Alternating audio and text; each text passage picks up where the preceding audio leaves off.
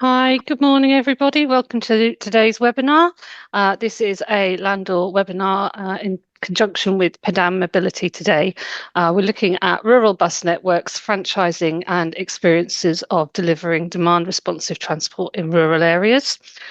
Today we have a number of presentations and a panel event afterwards. So to introduce myself, I'm Sharon Payne. I'm the Regional Rural Mobility Manager at Transport East, which is the sub-national transport body for Norfolk, Suffolk and Essex. I also lead on behalf of all other sub-national transport bodies on rural mobility in England. Today we have a number of speakers. We have 5 presentations and a panel event at the end of the session. First up will be Cassandra Brewer, who is Principal Transport Officer at Surrey County Council. Cass has over 20 years of experience in passenger transport initiatives, including DRT, community transport and concessionary ticketing solutions. Cass is passionate about utilising data-driven insights and innovative transport solutions to help communities access key services and reduce social isolation. Cass will be speaking about the experiences of setting up a DRT scheme in Surrey. Then we'll hear from Dan Johnson, Associate Professor of Transport Economics at the Institute for Transport Studies at the University of Leeds. Dan is a transport economist who has worked at ITS for over 25 years.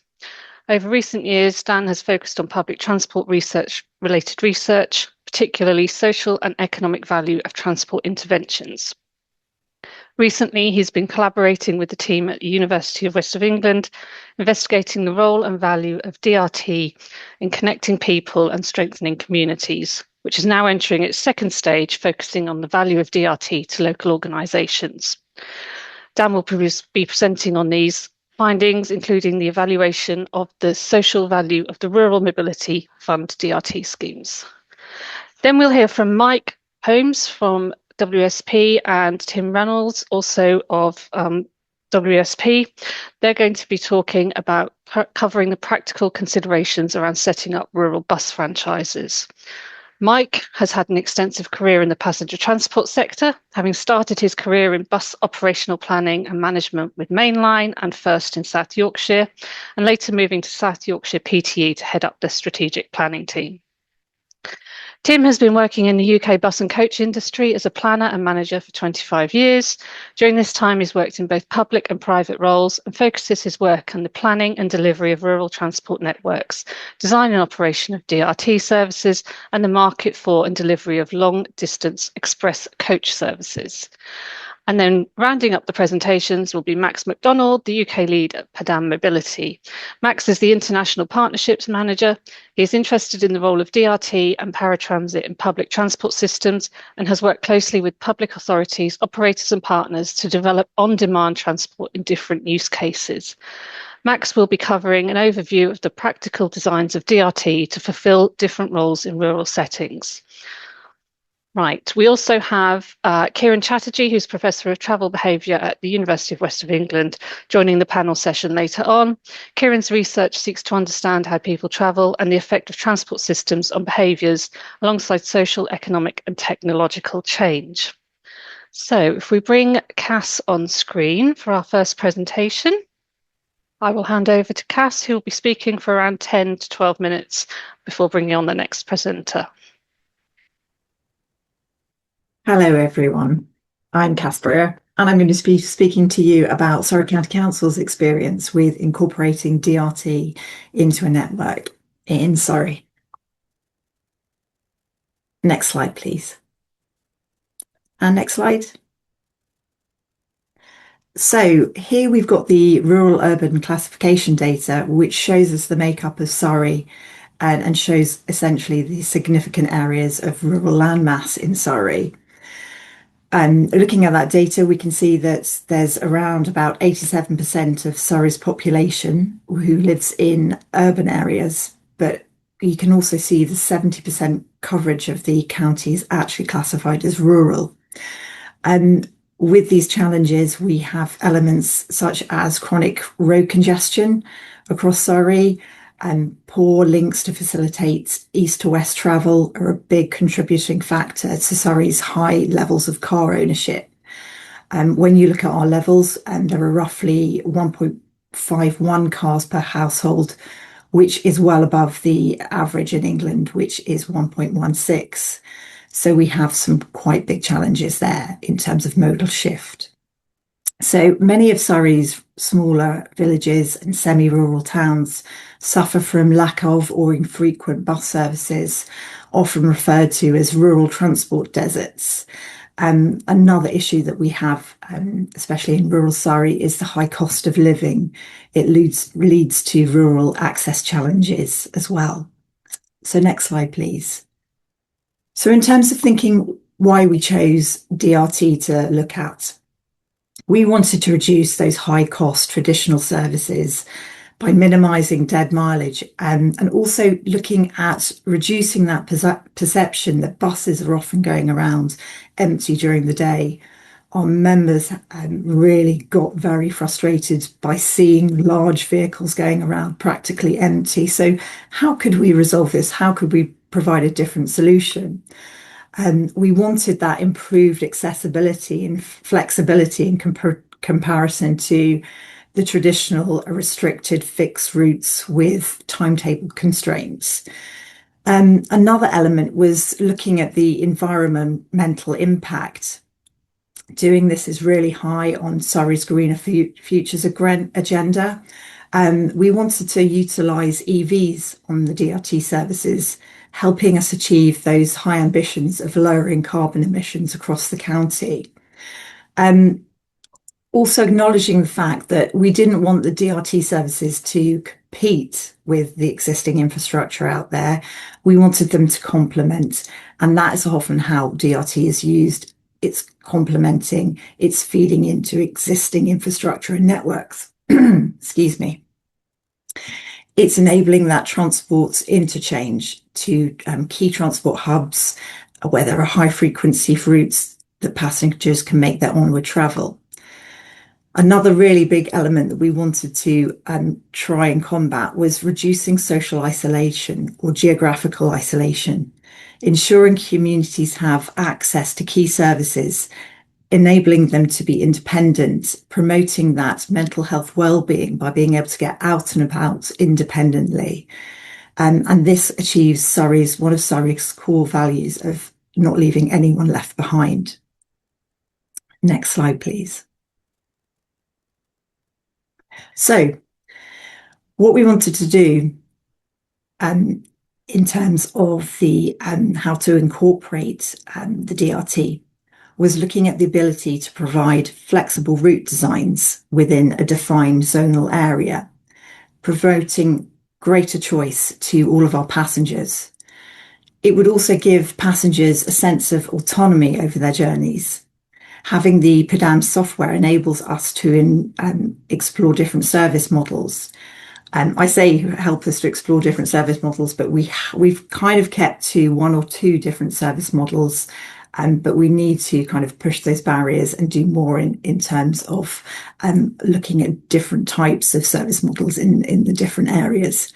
We've mainly adopted the free-floating zonal stop-to-stop service model, apart from one service which is in the Guildford area where we've looked at a virtual line feeder service, which the actual DRT operation basically replaced an existing local bus route.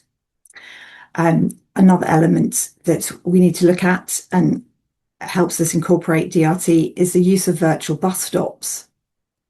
So it's actually using virtual bus stops to complement the existing stops that we have out there. We have in excess of 6,000 existing bus stops in Surrey, but often those bus stops aren't best placed in the rural areas, often leading people to think that they are isolated. So the use of virtual bus stops is key in the rural parts of Surrey because it allows that access. One thing that we need to make sure of when we're implementing bus stops is that they're all accessible and that they're all safe for all of our users, not just the passenger, the drivers and other road users. We also wanted to use the digital platform and bring in new users, optimizing route and scheduling in real time. And as I said, it helps attract new users onto the platform. But essentially, it provides that real time tracking information, which is key in rural areas. Often RTPI systems are seen as cost prohibitive in rural areas because there's just not enough footfall to justify the expenditure in terms of infrastructure. So the app actually enables users to track their journeys without that costly element to it.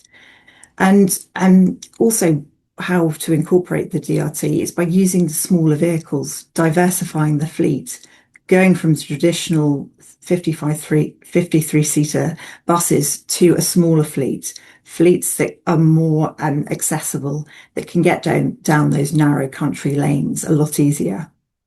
Next slide, please. So why did we choose DRT in Mole Valley? As you can see from the slide, there is its large rural area. We didn't have any existing demand responsive transport routes there either. The bus network was focused on the key towns and hubs such as Leatherhead and Dorking. So there were often gaps and we wanted to connect isolated communities to these key hubs. We realised we needed a radical change in bus service delivery because we wanted to try and combat the steady decline in bus patronage that we'd been seeing since 2015-16. So we knew that we needed something different.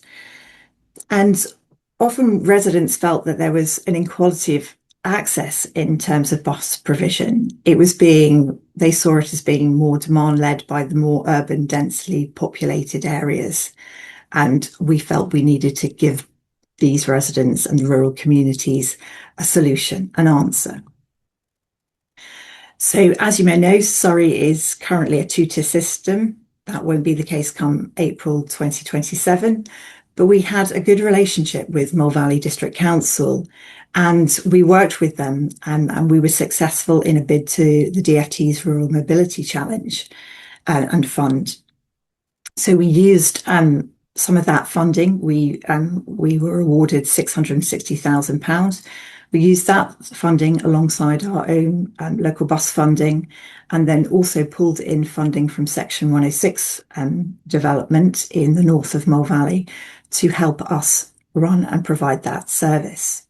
We were moving away from that traditional bus service and wanting to provide something more kind of radically seen by the community. So next slide, please. So the Mole Valley Surrey Connect service started in 2022 and we started in the north part of Mole Valley and that was with 2 vehicles. And then we extended the service the following year with an additional 2 vehicles in the south of the area. These were electric vehicles, which proved their own challenges in themselves. We operate the service in partnership with Mole Valley District Council. It's their in-house community transport fleet that manages that service. We recognised that there were synergies very much between dial-a-ride community transport and DRT. So what we wanted to do was to explore how we could share infrastructure in terms of call centres and things like that. So it felt like a really good starting place for us. The service operates on Monday to Friday, 7 till 7, and Saturday, 8 till 6. We use the same operating hours and model on all of our Surrey services because it's not just Mole Valley that we have. Later on in the slides I'll show you our full coverage, but we use the same operating model, same pricing structures throughout Surrey. As you can see, it's mileage based. The pricing is starts at £2 for under 5 miles and then goes up in increments of £2. Passengers can pay online or on board via contactless payment or cash. we wanted to ensure that there were options for everyone. We didn't want to exclude anyone from the service because of payment issues or pricing issues. Hence, that's why we've offered a whole menu of options and also kept the pricing really very, very competitive. In terms of the pricing, I have to say that payment integration probably was one of the toughest challenges alongside the EV infrastructure when we were setting up the scheme. So other challenges that we had were the fact of the DRT service being very much likened to a community transport dial-a-ride. So the challenge was explaining this new concept to passengers, that it wasn't a dial-a-ride service, but it was a Surrey Connect local bus service. And we did have a few issues at the beginning because when we first started this service, we started on a door-to-door, but then that moved on to a stop-to-stop. So we have high levels of customer satisfaction and high levels of digital channel usage. Next slide, please. So we see here the Padam flow map of South Mole Valley. Data is key in capturing in DRT services, capturing that data to help us shape and model and grow our services. You can see here the key corridors being created to the transport hubs of Dorking, and that has enabled onward travel to other areas as well in the county. Next slide, please. And partnership working, it's really essential in helping promote our services and getting the message and concept of DRT out there, but also collaborating with partners. We've done some very good work in terms of working on the Better by Rail bus and rail promotions, working with our countryside agencies and Surrey Hills team. And this is just a demonstration of a recent launch that we did at Leith Hill Place. And if you want to find out further information on it, there's a really good, nice podcast by Amble and Ramble that you could look at. And that tells you about the exciting Surrey Connect service and how we enabled access to Leith Hill Place via a virtual bus stop. I'm going to speed up and just finish off there because Sharon's popped up. So that's my signal to end now. So many thanks.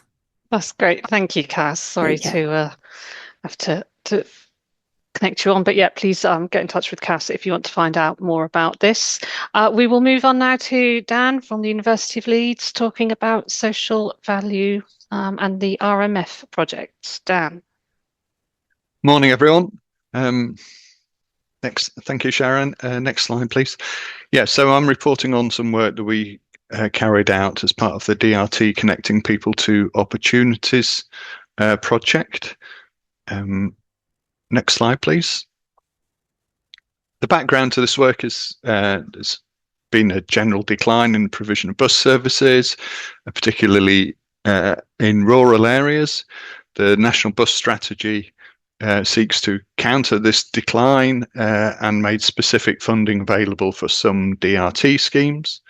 Now, when thinking about the value of DRT schemes, the consensus is the value is not purely about pounds, cost and revenues, but a more complex question based around what opportunities are associated with and unlocked by the availability of the service.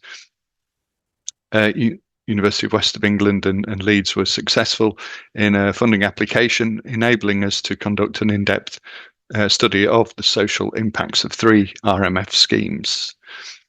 That's the Rural Mobility Fund. The project team itself comprised of researchers from University of West of England, led by Professor Chatterjee, who's also here today, and myself from the University of Leeds, leading the University of Leeds. And we had partners from 3 local authorities, Nottinghamshire, Nottinghamshire County Council, Essex County Council, Gloucestershire County Council, who gave us access and availability to data and to be able to conduct our case study surveys in those 3 areas. And we're also grateful for the help that we received from Transport East through Sharon Payne and Como UK, Richard Dilks. Next slide, please. So the social value, the idea here is that it's not just, DRT schemes particularly wouldn't survive if considered on a purely commercial case. Obviously, there's also a transport case which would involve, travel time savings, emissions, etc. But even then, perhaps DRT schemes are not necessarily about direct time savings as such. They might not be the core kind of element of benefit.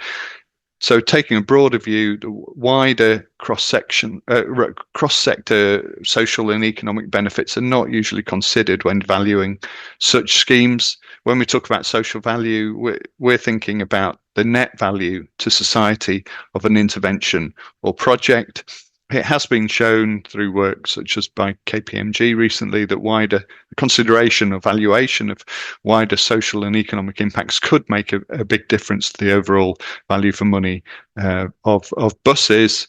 But we're focusing here on DRT schemes. The DFT appraisal guidance suggests methods and values for assessing wider benefits, but there's little kind of evidence to work with, specific evidence to work with, and that's particularly the case for DRT.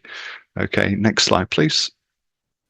So the overall objectives of this work were to apply a methodological framework to measure the impact of public transport, specifically DRT, on economic, social and health outcomes, to estimate the social value of DRT schemes in 3 case study areas, and a rather grander aim to inform policy related to the future of DRT and public transport services.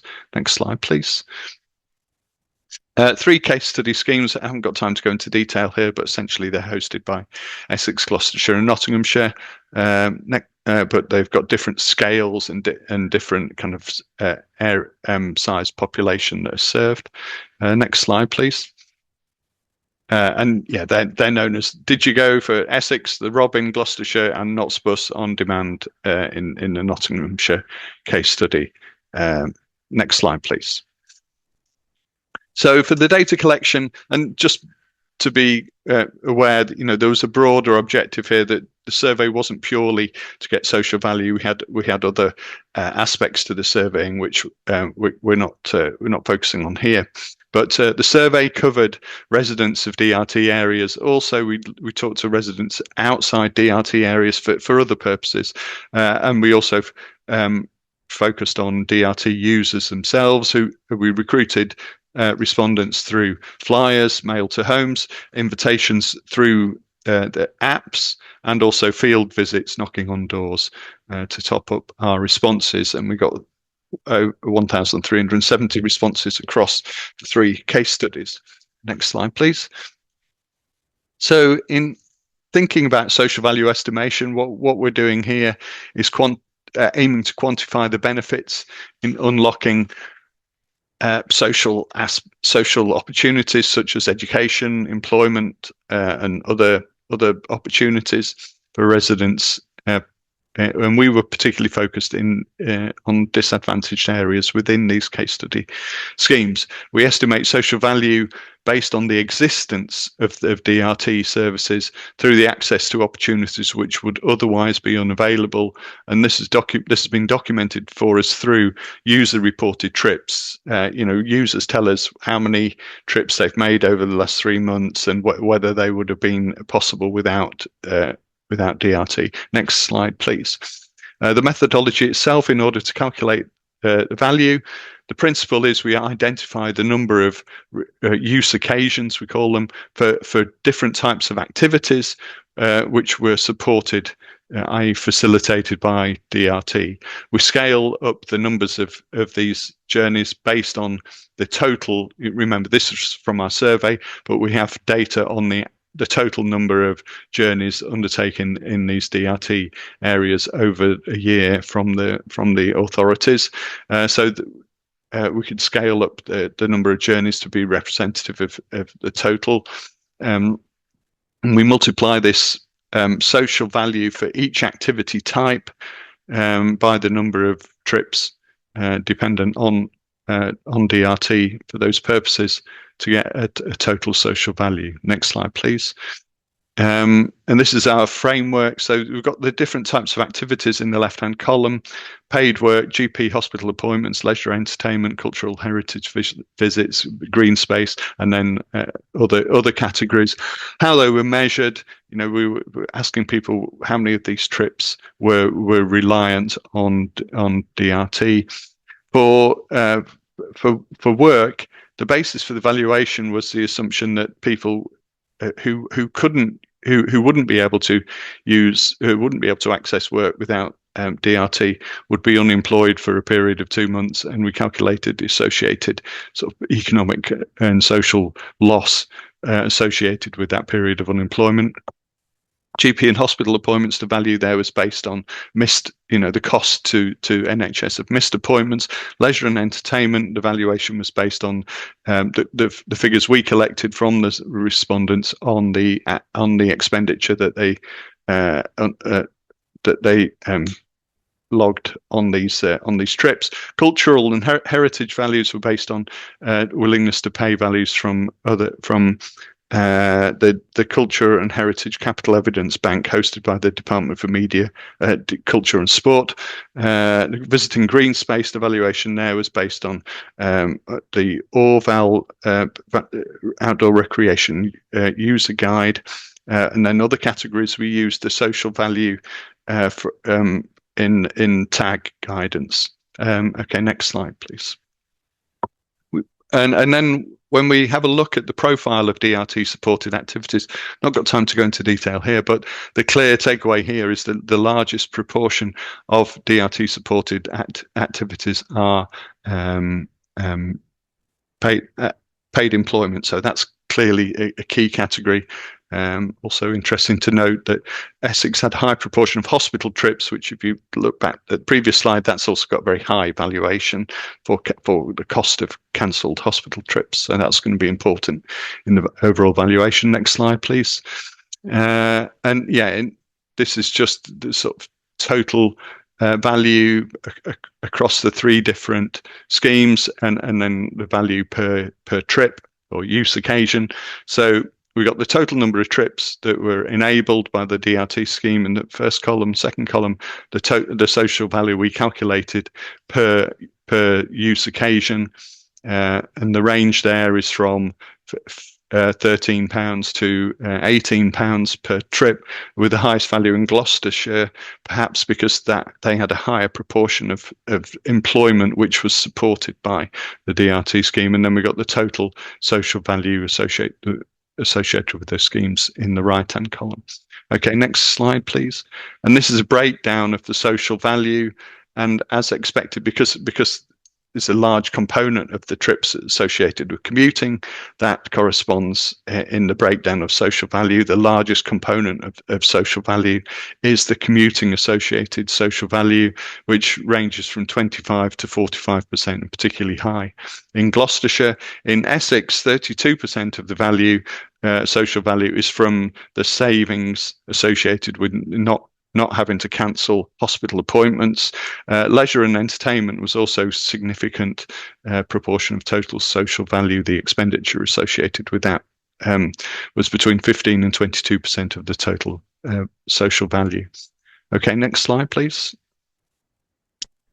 So just to summarise our findings, we found that about 2/3 of the reported trips were dependent on DRT. So respondents were telling us about 2/3 of the trips that they undertook required DRT, wouldn't be possible without DRT. We estimated a social value of £13 to £18 per DRT return trip for activities which wouldn't be possible without DRT. The largest share of that value coming from the value from supporting employment activities. There are other benefits to DRT that we haven't taken into account here, potential time savings, physical activity benefits, loneliness, other local economic benefits, and option and non-use values. We're doing more work on option and non-use values currently. Hopefully we can shed some more light on those elements. And yeah, we're conducting some follow-on work from UKRI at the moment, looking at DRT's role in strengthening rural communities with particular focus on economic activity. Okay, I think is next slide. Yeah, if you want to find out more, there's a link there, and you can download the full version of the technical report. I should have said that that we want to thank the community transport for the availability of their toolkit that we used as a sort of platform for our framework. So we were very grateful for that. Okay, thank you very much. Yeah, that was just for reference. Don't need that one.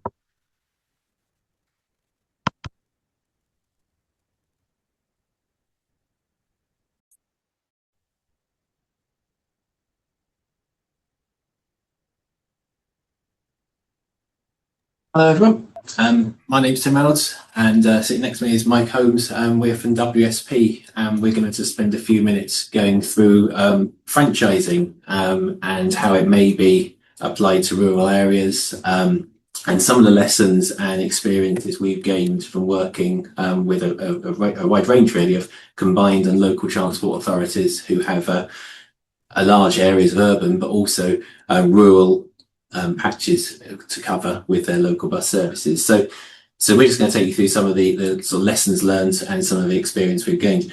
Franchising, I think it's probably fair to say, is typically seen at this stage as largely something of benefit to urban areas, not really readily applied to rural areas at the moment, and is generally seen as a tool to balance supply and try to remove oversupply from networks, and make access more equitable for everyone.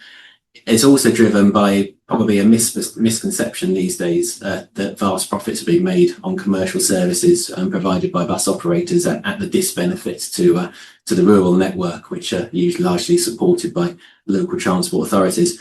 I think probably one of the first lessons and things we've learned is that, and unsurprisingly, there aren't vast profits being made across the board that we have seen, both in urban and rural areas, particularly driven by the COVID pandemic in sort of 2019, 2021, and the relatively slow recovery from that, but also the declining passenger numbers in the years preceding that. So how will it work in rural locations? Well, rural locations, by contrast, are not overly bused, as we well know. There's a lack of service levels, and often that sort of create an uncompelling argument to switch modes to bus when you're traditionally reliant on self-travel cars and other modes. Public buses in rural areas are seen as costly, and they are costly to provide at times, and particularly using traditional metrics of cost per passenger. We tend to ignore the very important points made on the social context in terms of their social value to society and to the funders. So I think there is probably a role for franchising going forward in how we might deliver better rural networks, and we're just going to go through some of that now. So next slide, please. So just what we know about rural communities, none of this is particularly surprising to anybody who's on the call, who lives in a rural area, has been practicing transport for many years. Dispersed and low density communities that create significant challenges in both providing public services, not just transport, but anything from bin lorries to libraries to any sort of service that the public in that area may need, but in particularly public transport has a big problem in trying to serve cost effectively dispersed and low density communities. The rural nature creates longer trip distances, requires more planning, can make bus and public transport a less compelling modes to choose. And so we end up with areas of high car dependency, and as noted earlier in some earlier slides, transport deserts start to appear where even potentially taxis are not an option for people to travel. This creates lots of problems. You may have a car, but you may not be able to afford to run it for all the trips you need to make. You may not have a car at all and be reliant on other modes or other people giving you lifts. So there's lots of problems that we need to try to address. And we can do this through public transport. We can do this through buses and through flexible approaches to how we deliver buses. But we also need to try and make the networks less complicated and more joined up and more coordinated, because currently rural areas in particular suffer from far fewer trips and more complex journeys to get to certain destinations and opportunities. So it's a challenging environment to fulfill transport, and a very difficult one to try to resolve in the current context of where we are with the tools we have. However, franchising does potentially give us a way out. So if we go on to the next slide, please. So what can we do? What are the solutions that we can do with transport? Well, we know that we can arrange bus services and arrange for sort of core and flexible services, and we're seeing more and more people looking at how we can create urban and rural networks with a mix of core services running end to end and being fed by a range of fixed, flexible or semi-flexible services. But this needs a lot of coordination and control. Quite difficult to achieve in the current market of commercial and supported services and the existing environment of enhanced partnerships, which have a really important role to play, and when delivered well can achieve some of this connection and control, but at the same time suffer from sort of some of the market pulls and issues created around commercial viability and profitability. So pulling everything together into a franchise network has that potential to bring everything under one point of control and allow coordination. It also allows longevity of funding. We see a very sort of knee-jerk and reactive approach to public transport at the moment, in terms of 2, 3, maybe 5 year, if you're lucky, funding cycles. It doesn't allow a lot of time for bus services to establish themselves or for people to gain trust in the network, which is really important moving forward. Franchising offers you the opportunity to have longer term contracts and network stability, longer term planning, and to take some of the political issues away from supporting and maintaining public services. We also think it's going to make simplified ticketing and make joined up ticketing much easier. If we can remove the disconnect between different types of bus operation and bus services, we can take the whole simple and joined up ticketing offer straight to multimodal and not multi-operator, which will have a real benefit when we're trying to connect bus networks to rail and other infrastructure. And again, a single controlled network provides ease and accessible planning. But the key to all of this is it's going to involve quite a mindset change as well. And this is what we found through some of the work we've done. Coordination and control is great, but we need to take the passengers and the operators on that journey. Not many people like changing bus services. Not many people like a connected and coordinated network. They want to get from where they are to where they want to go in one go. But this creates a lot of duplication and waste in the network. So it can be controlled and weeded out through a franchised approach. But we need to ensure that we make it reliable and easy enough for people to do that. So making the connections high quality with high quality stops and ways that people can guarantee the buses they're connecting to and from will arrive and be there and waiting for them. That will be the way we can do that. And franchising does potentially move that forward and give us the tools to do that in rural areas. So to my next slide, please. Thank you. Yeah, move on. That's right. Thank you. So I'm just going to go through some of the practical lessons learned that we've found from working with local transport authorities. As Tim says, this is taken from a range of clients that we've supported without necessarily being too specific. Many of those clients are still going through the decision-making process, so I think it's important that we allow that to reach its conclusion, not preempt the outcome in any of those areas. But, you know, you may ask, why pursue franchising when we're seeing successful enhanced partnerships in many areas, including both rural and urban examples, where, you know, coordination can be achieved. We can stimulate multi-operator ticketing schemes. We can coordinate information, mandate organised service change dates, group the contracted services into larger lots to attract market competition, and also link the investment, the financial investment, to benefits and the achievement of outcomes. I think the reason why many authorities are currently looking at franchising as a potential way forward is that whilst the partnership approach can take you so far down that route, it doesn't really enable the full delivery of outcomes that people are looking for. So it's kind of taking you part way down the route, but not all the way.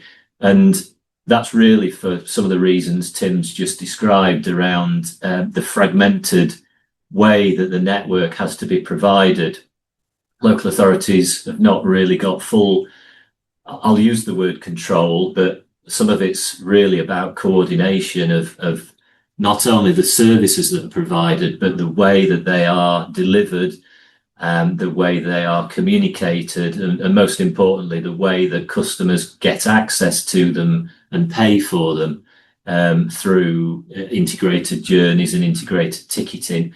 And, you know, the examples that we've heard so far today about demand responsive transport, many of those services are almost operated in isolation. It's very difficult to fully integrate them into a fixed route network without some form of additional control.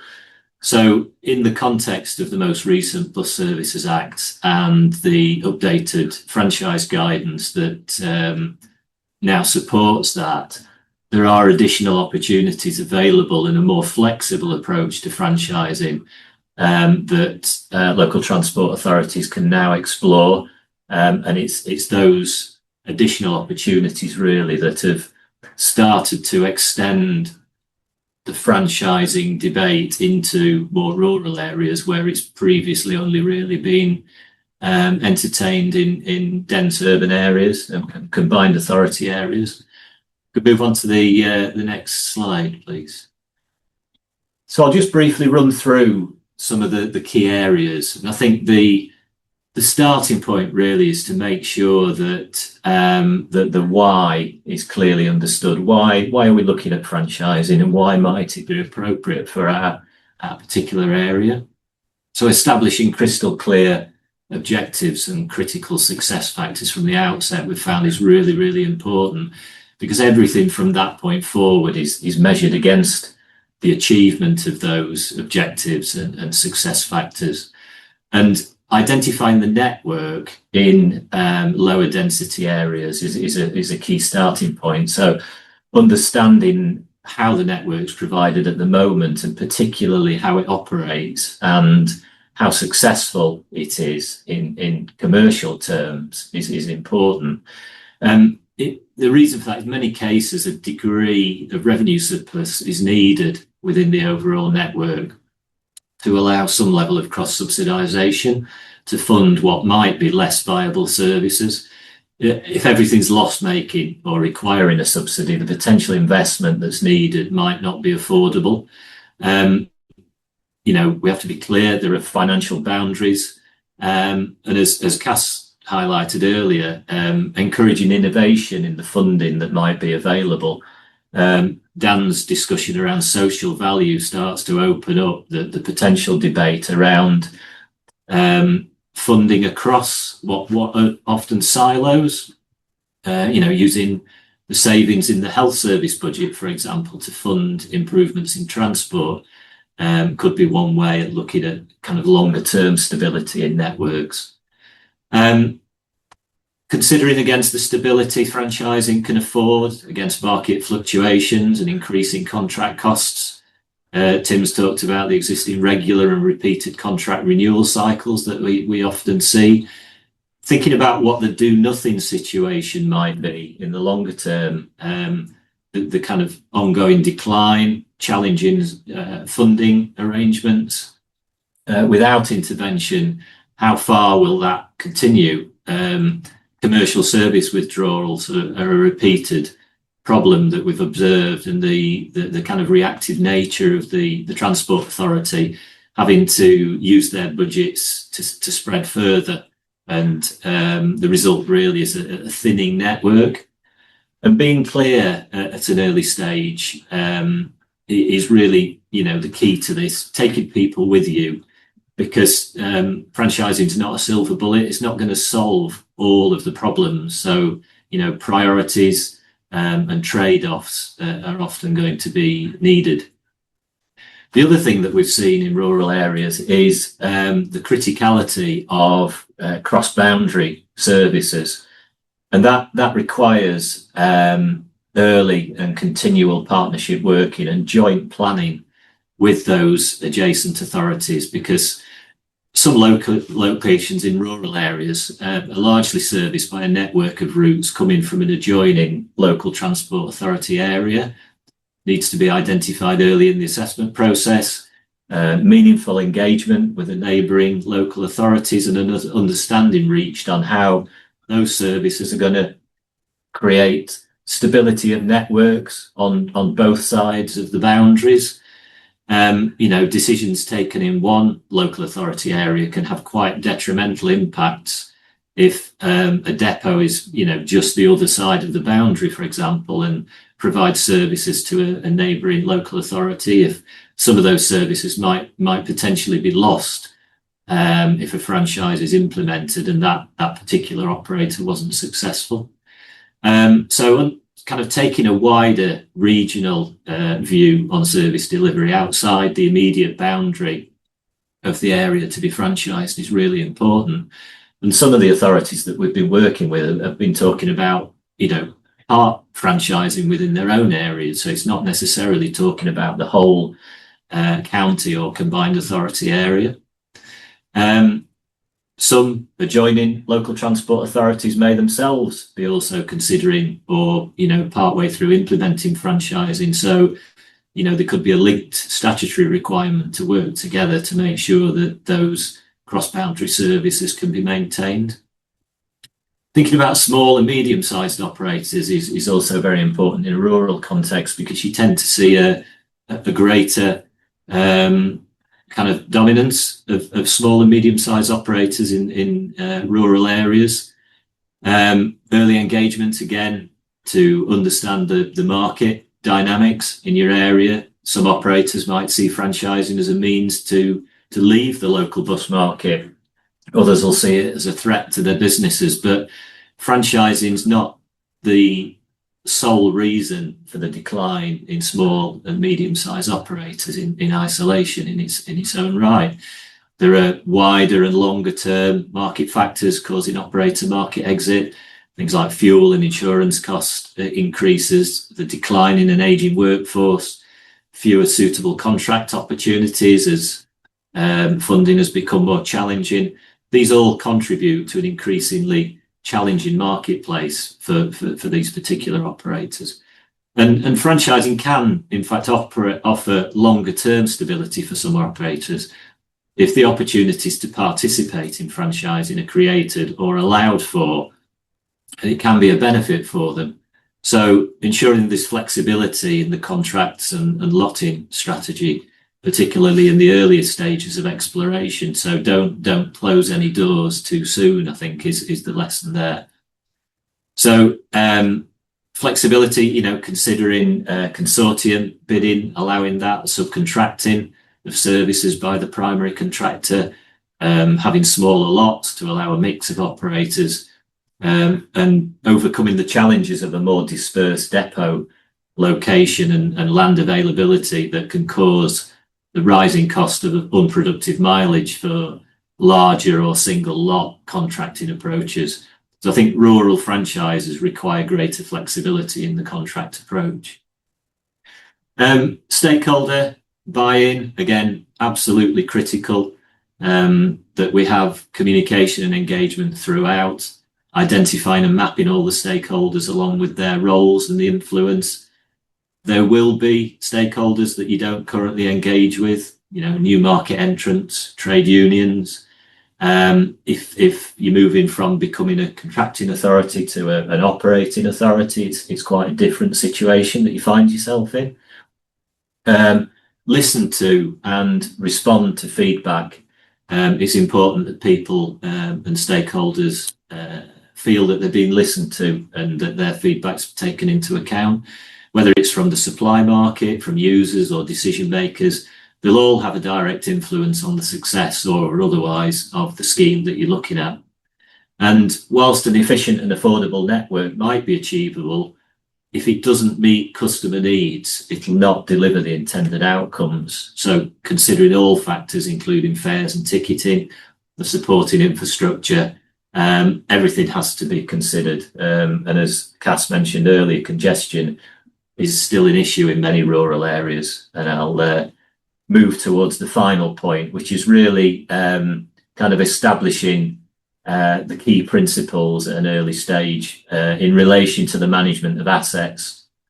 Depots may be more dispersed in a rural area, so thinking about mitigation, supply or safeguarding of land, and something that we see in rural areas is really the challenge of electric vehicle deployment, because grid supply is a more challenging issue in a rural context. So allowing for trade-offs is probably something that's more likely to happen in a rural context as you go through that assessment process. So managing expectations from day one, working towards your objectives is really important.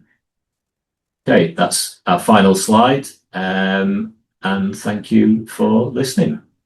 That's great. Thanks, Mike and Tim. Really appreciate that. On to Max. If you haven't yet put your question in the Q&A panel, please do so. We've got a lot of questions, but we will hopefully get through a good number of them.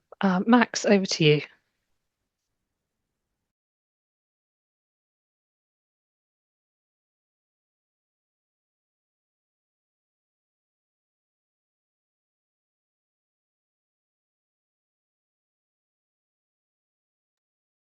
Sorry about that, just getting everything in line. Morning, everyone, and thanks to all the predecessors for the points, and I'll try and build as well as possible on them. I'm going to have a look at how DRT service designs help further integrate the public transport network and how they improve the access to opportunities. So quick few words on PDAM. The digital interfaces are the tip of the iceberg. I'd like to focus more today on the solutions and services that are behind it. So that starts off with the geography management, the designs, and also the mass integration for the wider public transport networks, because those are the key tenets of getting to a more integrated network. So PDAM across the UK is 9 DRT services. You got an excellent overview of one this morning with Surrey Connect. That's 25 vehicles today across 13 zones, with free floating and feeder configurations. What's important to note in those 9 services is that you've got different sort of areas that are being addressed, a lot of rural areas where we've been trying to help people get to essential services, employment, train stations, and so on and so forth. And going forward, especially with the move towards partial and full franchising, is supporting that integrated transport across the UK. So just a quick few words on PDAM. It's 90 employees across the world today and 400 territories that deploy the solutions, a range of towns, cities, regions, so rural, peri-urban, urban cases. Will be focusing on the more rural ones today. The way I've built this presentation this time around is to look at both wood and trees. Looking more so at the trees, it's the DRT specific designs, how the configurations that are tailored to the territories and their integration challenges help the markets that you've identified correspond to the characteristics of that market and its demand. So that's the demography, the activities of the users, and so on and so forth. And also to understand which KPIs you need to be addressing when putting those DRT designs into place. And just looking at the bigger picture too. So the wood for the trees, that's starting off with ideally the mass integration, where you would have one app for a journey planning, booking, payment, and ticketing for both public and shared transport. Within that, you'll have onward travel, and that's integration between the DRT or dial a ride schemes and the other public transport modes. So hitting those intermodality goals. Roger Sexton mentioned it, I believe. And it's also addressing the ticketing, as building up user loyalty and allowing those customers to book the connections to and from transport interchanges and making the user experience as smooth as possible, because that's, I think, taking away one of the barriers to using public transport network as much as possible. So just a quick focus on the different DRT services we could be looking at. Just wanted to focus on three different ones: the feeder, the virtual line, and the divergence. The feeder is something that we're tending towards with franchising. It's especially useful to connect those rural areas to travel hubs, train stations, industrial estates, notably at peak times. Really interesting also for seasonal and event-specific seasons. That's where the DRT services can come in handy. So it's free-floating with constraints around a specific stop. So that could be the train station, a bus station, an event. You can schedule a fixed arrival time for certain stops, and there is no predefined itinerary. Today, Hertfordshire County Council and their Dial Rides is a prime user, for example, and that's connecting rural areas to community hubs, clubs and centres. But I think there'll be more of this to come, especially with franchising along the way. Looking a bit at the virtual line configuration, those vehicles are only going to serve book stops. Any trips with insufficient demand will be cancelled just before departure, but the routes adapt dynamically according to the passenger requests. Those passengers do keep structured availability and a predictable service.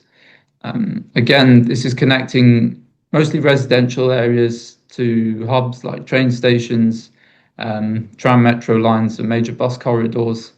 It's also quite handy in off-peak periods, so be that weekends, evenings and holidays, where you might have a lower demand but you need to maintain a certain minimum level of bus service. Those models are going to be used in less dense and peri-urban areas, and just to guarantee that minimum service level. And finally, the divergence. We mostly see this today in the Greater Paris region. I think this is something that could come in place for franchised areas, especially looking at travel from a certain point.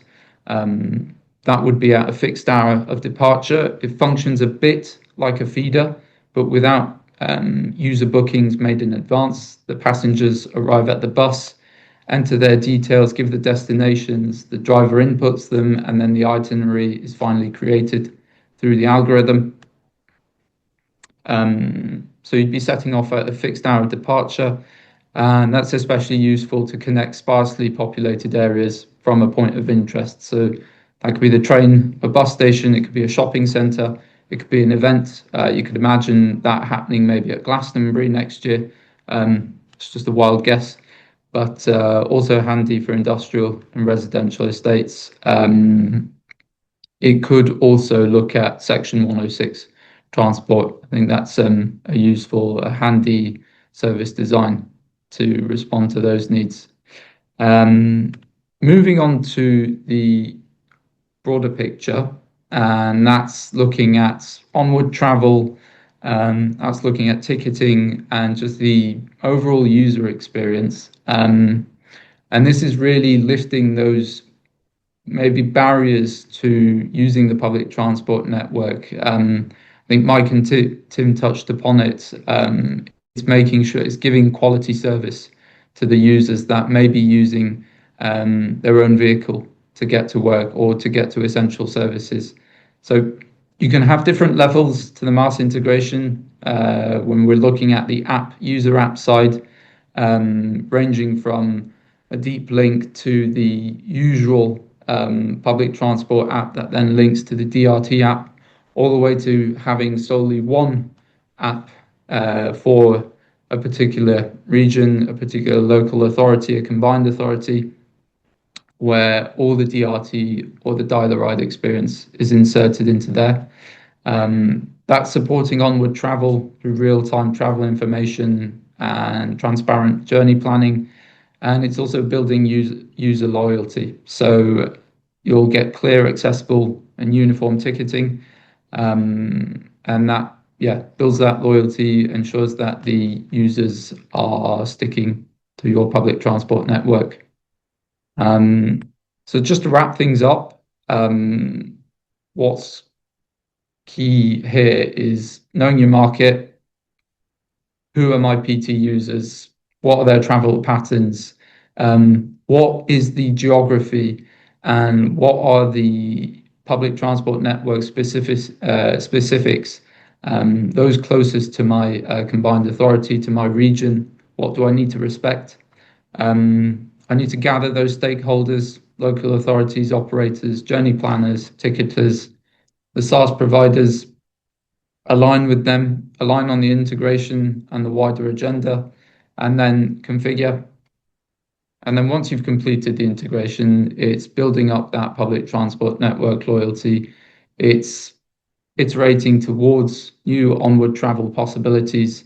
That could be bike, that could be boat for certain areas, linking an island or so. And it's also then enabling you to evaluate the broader impact of this, looking at carbon footprint.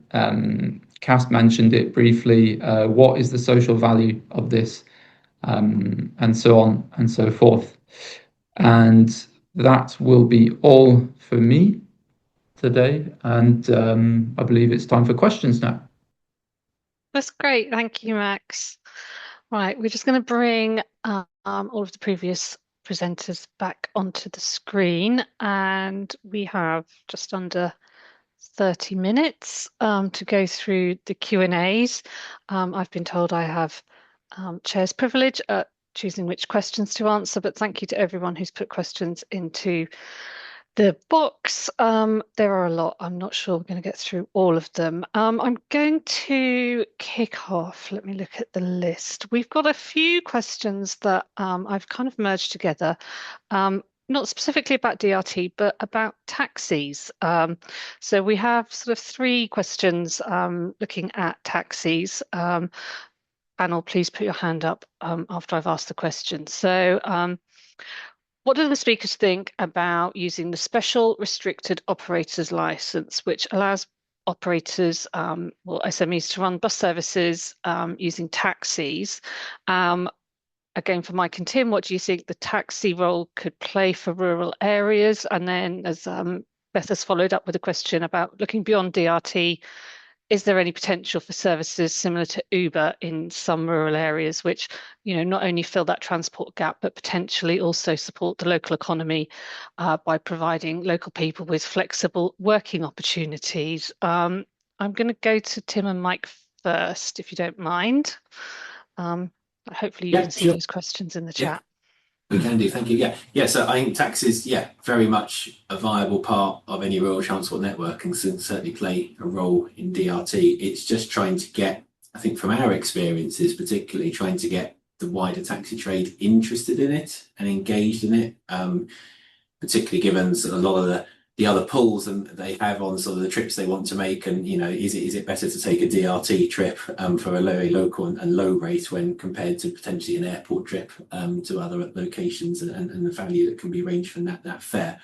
But yes, back before my WSP days in Wiltshire, I ran a number of taxi-based DRT services to local hospitals and to connect to fixed buses, one of which was actually commercially viable, according to the operator. So it can be done. I think it just tends to need very much engagement from the taxi trade, and sometimes just the right things coming together at the right time. But there's certainly increasing use now of restricted O licenses in the delivery of DRT across particularly combined authority areas. Yeah, and I think we've also talked about the need to retain flexibility in the way that the contracts are let within a franchise. The other thing is about flexibility in funding, and there's been some questions around healthcare budgets, for example. One thing that we do know is that the home to school transport budgets in local transport authorities are sizable, and some authorities spend lots of money on taxis, basically, to and from school transport. So if there's the potential to aggregate some of those journeys up onto mainstream services, there's the potential then to redeploy the taxis into less populated areas. So I think, again, working in less of a siloed way across an authority is another way of using the assets to greater effect. Excellent, thank you. None of the other panelists have waved at me, so we'll move on to another question. Probably one for Kieran and Dan, looking at your experiences of research. We've got a question about minimum level of service which would enable services in rural areas. There's something around sort of also meeting door-to-door connectivity and connectivity with other services using DRT in particular, but any experience or understanding of what's happening in terms of that minimum level of service, which obviously is also in legislation for local authorities to implement going forwards. Yeah, Kieran.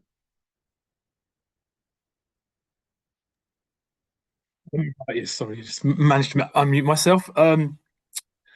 Yeah, I mean, this is I think this is an area that hasn't been very much explored in this country. I don't know if anyone in the audience knows more on the Switzerland situation, where I believe there is a national minimum level of service to public transport wherever you live, urban, rural.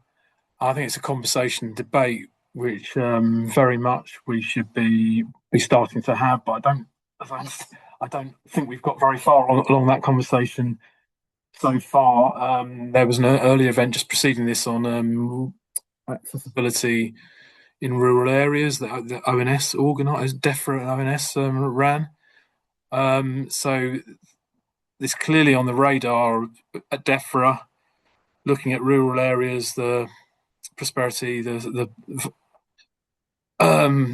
of rural areas beyond just us here, more in the transport sector, and I think DRT perhaps facilitates that discussion by now having a service which reaches much more closely to where people live. Many people previously living in rural areas a long way away from the nearest bus stop, but now with DRT with virtual stops, much higher density of stops, as Beata has illustrated in some of her work. That now, I think, that brings this conversation, I think, ready to start what that minimum level of service could be. With DRT schemes, what we've seen in the Rural Mobility Fund across the 20 or so schemes that were funded, sometimes they're a victim of their own success in being oversubscribed.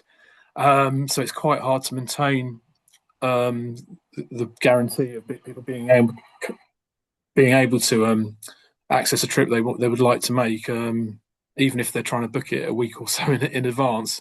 The service is given the number of vehicles, so there may need to be a scaling up step, but we can start to have that conversation thinking about issues such as scale that's needed.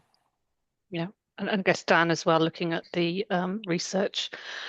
Sorry, what was the second part of that question again, Sharon? So it was let me just have a look. So it's about sort of connectivity with other services as well. So we've got a question around sort of connection with rail in particular, because obviously trains don't wait for people, and they have a schedule to keep on top of, and TOCs like to be top of the leaderboard for punctuality in their services. So there's that as well, and also the question around, should the minimum scheduled service frequency before interchange with DRT be considered acceptable as well? And I guess a lot of these questions are coming from people with far more experience and understanding of operations than perhaps you or I have, Dan. Yeah. I mean, we did. I think in some areas there were more journeys that were kind of connecting, more DRT journeys that were connecting into, standard timetable bus services. And I mean, but maybe Kieran can reflect on this, but it seemed to be more the case in Essex that people were using the service to connect in a lot to other services, and perhaps Nottinghamshire as well, but maybe it was less so in Gloucestershire. But I mean, where they connect in to other services, there were some questions about, how, the time it then took to, to undertake journeys which involved, the DRT component and scheduled service, because you can be waiting a long time for DRT, and then if it's a lightly scheduled timetable service, the whole journey can start to take a very long time. And I think there was some, in some cases there was a bit of disquiet about, but how it worked as a sort of integrated service. And of course that's, and you've got the whole sort of aspect about fares integration as well, which that a lot of people have been kind of talking about that in the questions as well. Thank you. I'm going to direct the next question in the first instance to Cass for a local authority perspective. We have a question around rural franchising in particular, and how can it not cost more to implement, because most local authority services or local authorities are subsidising commercial contracts in some way or form, and I know that from my own local authorities as well. So if it's going to cost more with public/political expectation of better services and cheaper fares, how can that work for less urban authorities going forwards? So I'm going to openly admit my knowledge in terms of franchising is somewhat limited, but in terms of DRT, it is a costly experience. We're not going to sit here and say, yes, it's breaking even, all this kind of thing. I think we've spoken about the whole social value, and I think what has been a real step change in our members and our leader is that there's been recognition that it's about that social value element. It's about that accessibility. It's about providing connections. So there is a cost implication to it, but that cost implication is worth doing to enable our residents to be able to connect. And I think, Dan, you were mentioning about it being tricky about DRT joining up to interchanges and onward travel in terms of bus or train. We found that with our DRT services that we have got a fair amount of users that are doing this. An example I'm using is that in the Tandridge area of Surrey, we have a zonal area, and we then included an out of area destination of Redhill. Redhill has a really vibrant bus network, so passengers were using it to travel from the Tandridge area into Redhill, onward travel onto high frequency buses. Same goes with the trains, and you're able to facilitate that by the arrive at element of the software. So if you put into your journey booking that you want to arrive at a certain time, that then ensures that there are no thresholds broken, that you will get to your destination at the allocated time. So I think that, as well as helping facilitate kind of travel and then the accessibility issue of it. Sorry, I haven't answered it. That's okay. Fully, but it's my slate, isn't it? That's fine. I saw Mike stick his hand up to come in there. Mike. Yeah, I was just going to build on what Cass was saying. We've certainly seen a greater acceptance amongst decision makers that franchising may well cost more, but the benefits are seen to be worthy of that investment. I think the other dynamic that we're seeing is a shift in the way that funding is being allocated to local authorities, local transport authorities in particular, not just combined authorities, but through integrated settlements and multi-year financial settlements. They are more confident in being able to make that investment because they can quantify the outcomes that they're going to achieve. So all the things that we were talking about, being clear on the objectives, what is it that you're trying to achieve? You can then measure that against the investment that you're putting in. in a kind of logic mapped technical sense. You follow that chain through, money in, outcomes at the end. Great, thank you. Yeah, I think it's very much political engagement in a lot of situations as well. But I think it feels as though over the last couple of years, with the work that Kieran and Dan and others are doing on social value, and the confidence of a lot of local authority officers to be able to utilise some of this research and actually use that in that decision making is being really, really helpful. I'm going to go to Max now for a kind of something for perhaps that's happening in the, I'm going to say, back end of the software and from a user perspective. We've got a question or a comment that one of the issues someone has found in feedback on DRT is uncertainty about arrival times, and Dan mentioned sort of referenced that as well, in terms of connecting with and interchanging with other services. How is this overcome sort of in perhaps how the software works? I'm not personally an expert in how software is developed, but if someone has to be somewhere on time and as services or extra passengers are aggregated onto a trip, how does that sort of work in the background, so to speak? So the algorithm will only aggregate more people as it is allowed to, and that limit is my boss or my DRT service needs to be at the train station by this time, and that's it. And it will take on as many people as it can up until cut-off point, and by that point it stops. Okay. Do you think users are aware of this in how they book their trips? Do you think it's made obvious to customers? It should be. We do place an onus on highlighting that DRT is not a taxi service. It does remain a public service. So yeah, there is a whole lot of education that goes along with it. That goes through, at least from the software provider on my side, and my colleagues will work with the likes of CAS, the likes of a bus operator, where we'll make sure that we get messages through the app, through the booking website, maybe through the call center to just highlight that those points. Yes. Yep.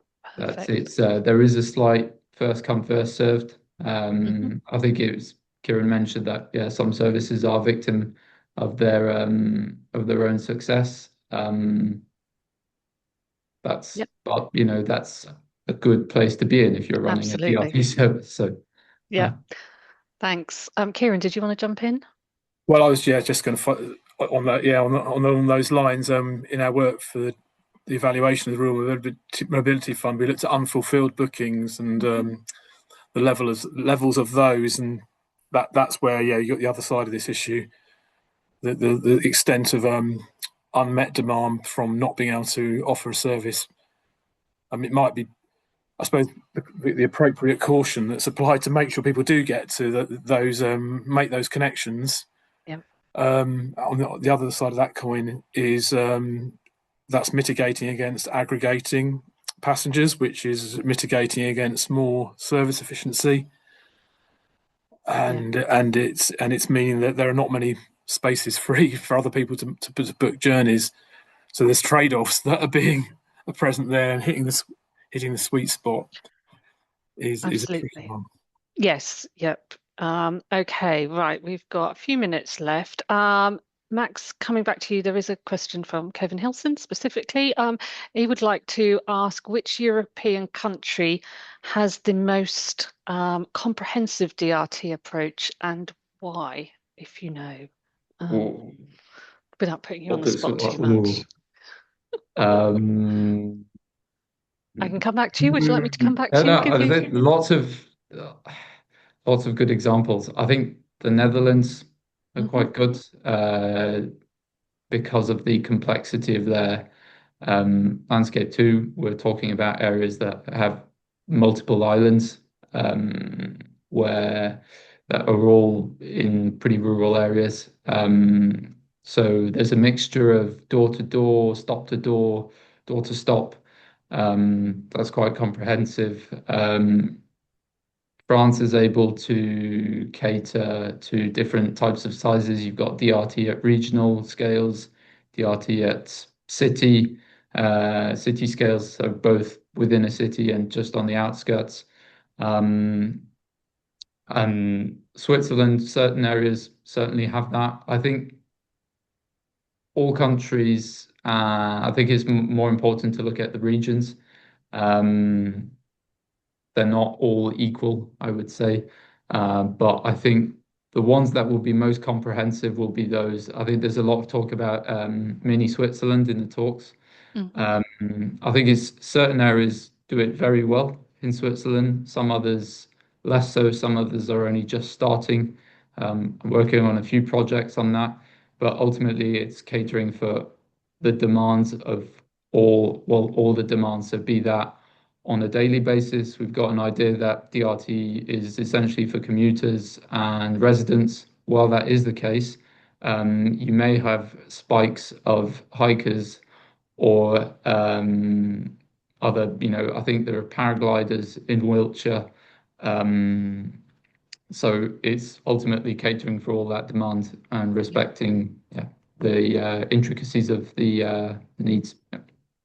Excellent. A sort of a flexible approach. We had a question from Chris Beret, who's done a lot of work with Transport for the North on their social exclusion tool and modelling.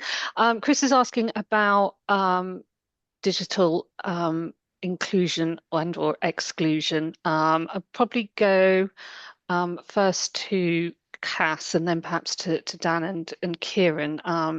Noting also that I think there's some parliamentary questions about rural digital connectivity going around at the moment as well. So Cass, what about digital exclusion and or inclusion within your project? So we did take that into consideration because it's very important. I think the impetus for us to look at the digital platform was to try and get a kind of a new focus on passengers, so bringing in a newer market, trying to kind of, I'm going to say modal shift, try and do a modal shift to try and get passengers out of their cars. As I mentioned, we have huge high car ownership issues in Surrey. So that was a kind of first instance. We do recognise that there are some kind of spots within Surrey which are kind of blackout spots. So that's why we felt it was really important to not just offer that digital platform, but to also offer a call centre. Because we also recognise that not everybody likes to go down that digital channel. They want to speak to a human. So it was really important that when we tendered all of our services, that call centre facility was offered.